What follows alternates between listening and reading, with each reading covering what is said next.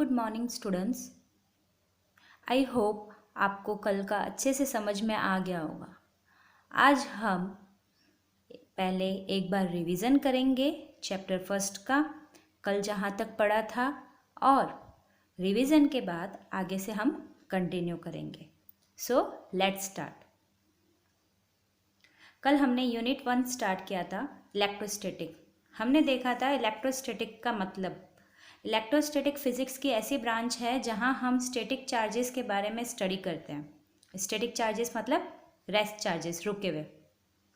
Static charges की वजह से electric field, electric potential and electric force जो अराइज होते हैं उनके बारे में स्टडी करते हैं।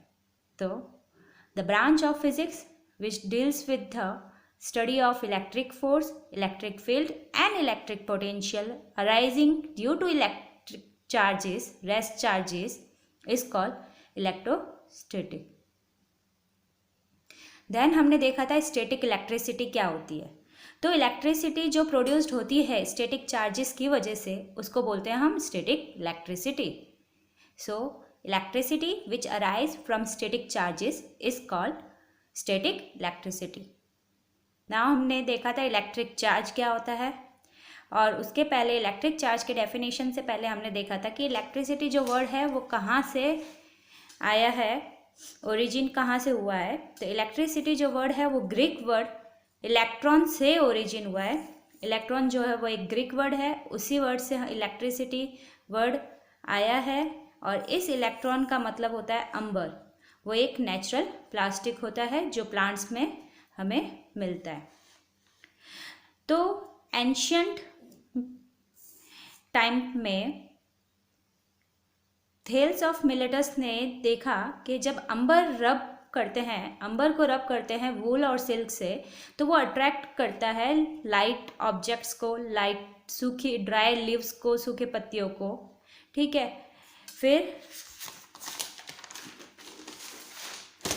हमने डिफाइन किया था इलेक्ट्रिक चार्ज। तो इलेक्ट्रिक चार्ज एक पार्टिकल की इंटरनल प्रॉपर्टी है जिसकी वजह से इलेक्ट्रिक फोर्स प्रोड्यूस्ड होता है। तो हम लिख सकते हैं the internal property of a particle due to which electric force is produced is called electric charge. Electric charge को हम कैपिटल Q से डिनोट करते हैं। Capital Q equal to IT, I denotes current or T denotes time. So Q equal to IT, we all knew that current equal to charge upon time. So charge equal to current into time. Charge का SI unit coulomb है। SI unit of charge is coulomb.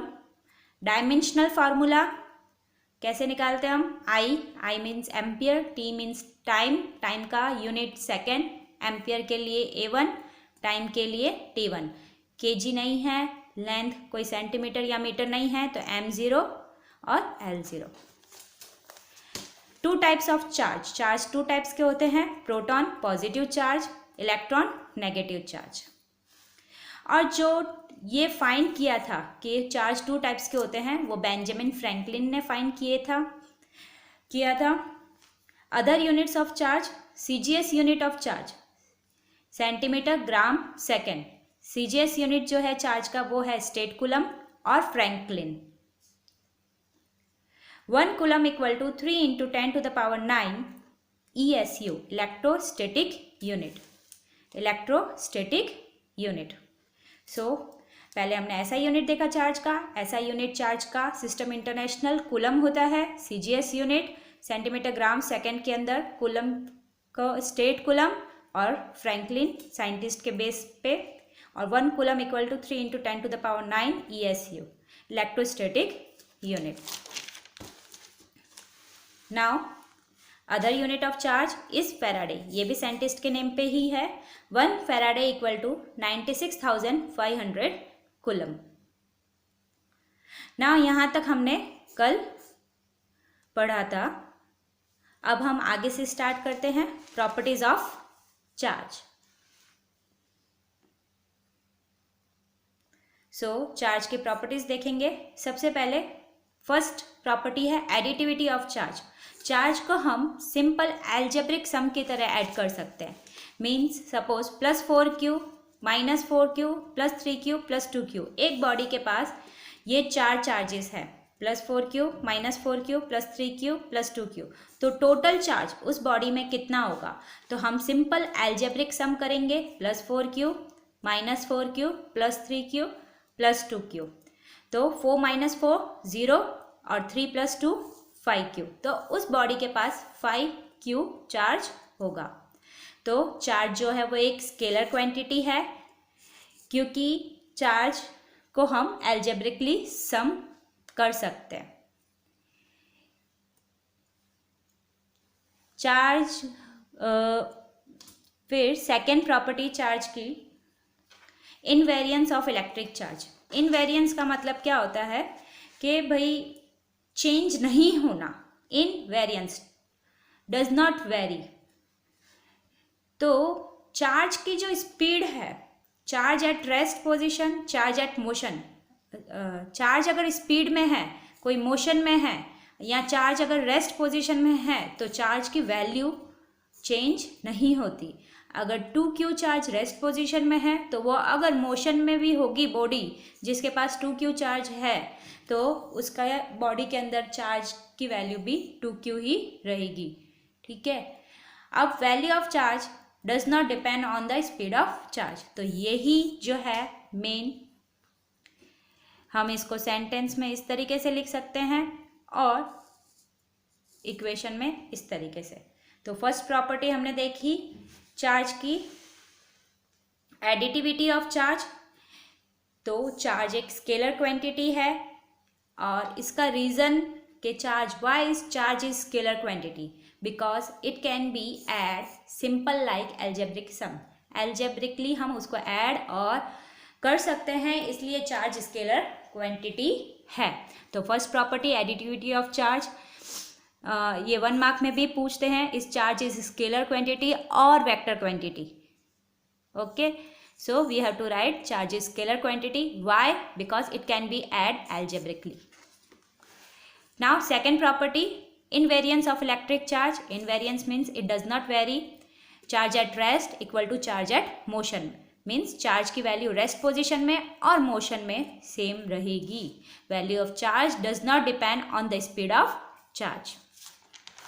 Now next topic, third property.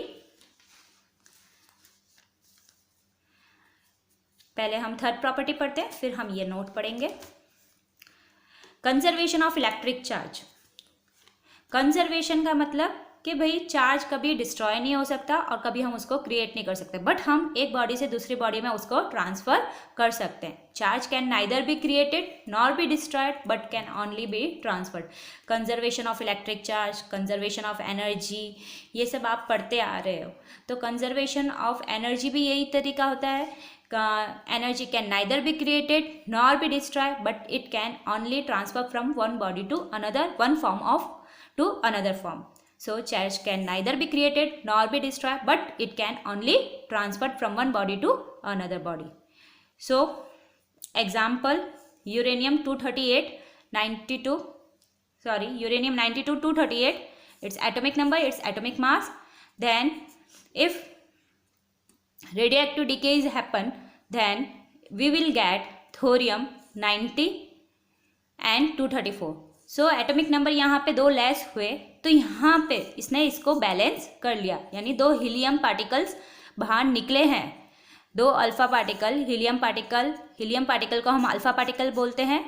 ये हम आगे वाले chapters में पढ़ेंगे। ये just इसका एक एग्जाम्पल है कि भाई charge can not be destroyed, cannot be created, but it can be transferred.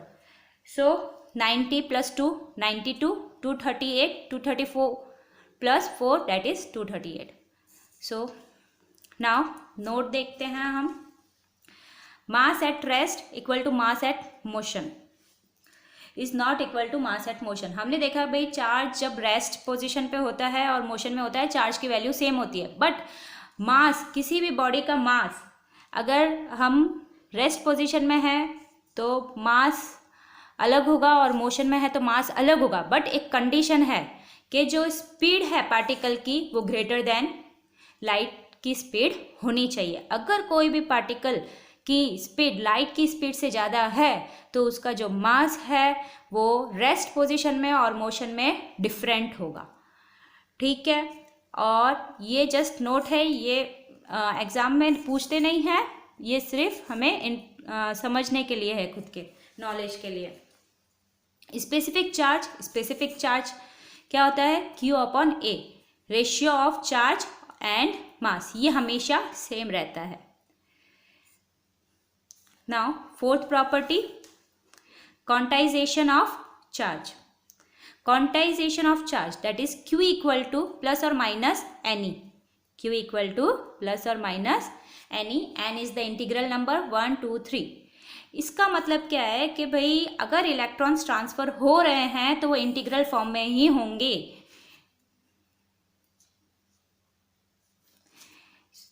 जैसे प्लस 2E प्लस 3E, कभी भी 2.5E प्लस नहीं होगा क्योंकि ये इंटीग्रल फॉर्म नहीं है। 2 इलेक्ट्रॉन्स ट्रांसफर हो सकते हैं, 2 इलेक्ट्रॉन्स किसी बॉडी में आ सकते हैं, पर 2.5 इलेक्ट्रॉन्स कभी नहीं जा सकते, ना 2.5 इलेक्ट्रॉन्स आ सकते हैं।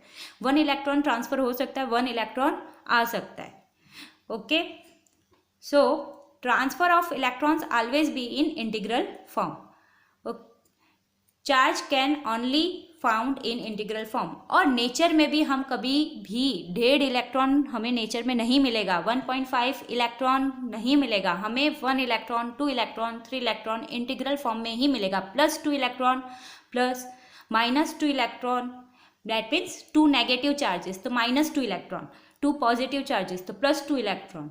कभी भी हमें नॉन इंटीग्रल फॉर्म में इलेक्ट्रॉन्स नहीं मिलेंगे, that is quantization of charge. और ये बहुत इंपॉर्टेंट है, ये पूछते हैं what is quantization of charge. तो क्वांटाइजेशन ऑफ चार्ज क्या है? Q equal to, that means charge equal to plus और माइनस एनी। तो इलेक्ट्रॉन्स जो है वो इंटीग्रल फॉर्म में ही नेचर में मिलते हैं, इंटीग्रल फॉर्म में ही ट्रांसफर होते हैं। ओके, आई थिंक आपको अच्छे से समझ में आ रहा होगा। और आपको अगर कोई भी प्रॉब्लम है तो आप हमें कमेंट कर सकते हैं। क्वांटम वैल्यू और value of charge, that means सबसे छोटी वैल्यू। क्वांटम वैल्यू मतलब सबसे छोटी वैल्यू चार्ज की। ठीक है, एक चार्ज की वैल्यू कितनी है? 1 इलेक्ट्रॉन की वैल्यू कितनी है? तो 1 इलेक्ट्रॉन की वैल्यू कितनी है? 1.6 into 10 to the power minus 19 coulomb. ये 1 इलेक्ट्रॉन की वैल्यू है। तो इससे आप कंफ्यूज मत हो कि भाई ये 1.6 कैसे है, ये इलेक्ट्रॉन की वैल्यू है। 1 इलेक्ट्रॉन में इतना चार्ज है, इतना कूलम चार्ज है, 1.6 into 10 to the power minus 19 coulomb. अगर 2 इलेक्ट्रॉन होते हैं तो 2 into 1.6 into 10 to the power minus 19 coulomb. अगर 3 होंगे तो 3 टाइम्स मल्टीप्लाई करेंगे, अगर 4 होंगे, पर ये जो इलेक्ट्रॉन्स के नंबर है वो कभी नॉन इंटीग्रल फॉर्म में नहीं होंगे। जैसे 2.5 इलेक्ट्रॉन नहीं होगा, 3.5 इलेक्ट्रॉन नहीं होगा। ये 1 इलेक्ट्रॉन की वैल्यू है, ई की वैल्यू है, ई की, इलेक्ट्रॉन की। तो इलेक्ट्रॉन की वैल्यू कितनी है? 1.6 into 10 to the power minus 19 coulomb.